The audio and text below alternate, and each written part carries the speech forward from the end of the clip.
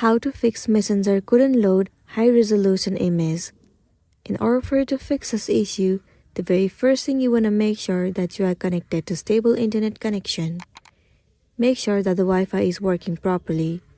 Once done, now head over to the settings of a device. Once you're inside the settings, you need to head over to General. And then move into iPhone storage.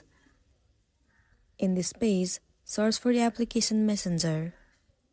And once you find it, move into it. Click on Offload App. Once again, tap on Offload App. It will clear the cache and the storage of the application. It will also remove all of the unwanted bugs and make your application run smoothly. Now, if you're still facing the issue, then the next thing you want to try doing is head over to your app Messenger. Make sure you are logged into your specific account. Once you're in the home page, head over to Menu. Inside Menu, you can see the settings icon. Click on it. Scroll down and move into Photos and Media right over here. If you see the option of Upload Higher Quality Image, then simply toggle on this button.